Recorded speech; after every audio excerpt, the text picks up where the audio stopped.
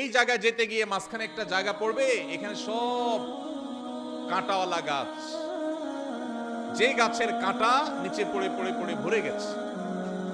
এই লোকটা যখন এই জায়গাটা পার হবে, ওই কাঁটাওয়ালা জায়গাটা পার হওয়ার সময়, যেহেতু কণ্টকাকীর্ণ জায়গা, চতুর্পাশে কাঁটা আর কাঁটা, তখন এই লোকটা পার হওয়ার সময় খুব সতর্কতার সাথে পার হবে।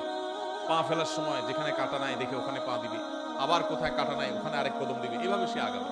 এত কিছুর পরও যদি কখনো তার পায়ে কাঁটা লেগে যায়, দ্রুততার সাথে সেটা বের করে সামনে আরো বেশি সতর্ক হয়ে সে হাঁটবে।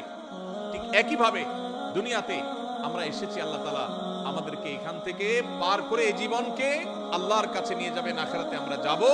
এখানে বহু কাঁটা বিছানো আছে ভাই, হারামের কাঁটা, অশ্লীলতার কাঁটা, অন্যায়ের কাঁটা, দুর্নীতির কাঁটা, চুরির কাঁটা, ডাকাতির কাঁটা, মিথ্যা কথা বলার কাঁটা, হাজারো হারাম কাঁটা এখানে বিছানো আছে।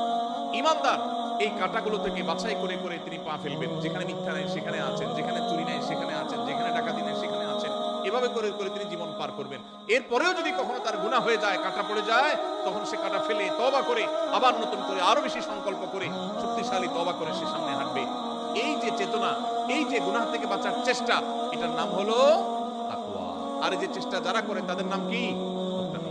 আল্লাহ রাব্বুল আলামিন কোরআনে কারীমের সূরা তওবার 7 নম্বর আয়াতে তিনি ঘোষণা দিয়েছেন, ইন্নাল্লাহা ইউহিব্বুল মুত্তাকিন। আল্লাহ রাব্বুল আলামিন মুত্তাকিদেরকে ভালোবাসেন, মুত্তাকিদেরকে আল্লাহ তাআলা পছন্দ করেন, যারা হারাম থেকে বাঁচার জন্য এই রকম চেষ্টা করে। ঠিক একই ভাবে আল্লাহ তাআলা সূরা আলে ইমরানের 76 নম্বর আয়াতে একই কথা বলেছেন, ইন্নাল্লাহা ইউহিব্বুল মুত্তাকিন। আল্লাহ রাব্বুল আলামিন মুত্তাকিদেরকে ভালোবাসেন। ভাইরা আমার, এই একই নির্দেশ আল্লাহ রাব্বুল আলামিন একই কথা একাধিক জায়গায় বলেছেন যে তিনি মুত্তাকিদেরকে ভালোবাসেন। তাহলে আমাদের সমাজে আপনি ডানে বামে খোঁজ করলে দেখবেন কিছু লোক আছে আপনার মসজিদে নামাজ পড়ে, আপনার এলাকায় বসবাস করে, হারামের ধারে কাছে নাই, হারাম দেখলে সে সেখান থেকে চলে যায়, আছে না নাই? যারা যুবক আছেন, কিছু কিছু বন্ধু বান্ধব আছে, দেখবেন যে বন্ধুরা সবাই মিলে কোনো অপকর্ম করবে, সেখানে হয়তো দুই একজন বন্ধু বলে, না দোস্ত আমি এখানে যাব না, আমি এই কাজ করব না, সে সেখানে যাইতে চায় না, আছে না নাই? এটাকে বলা হয় মুত্তাকি।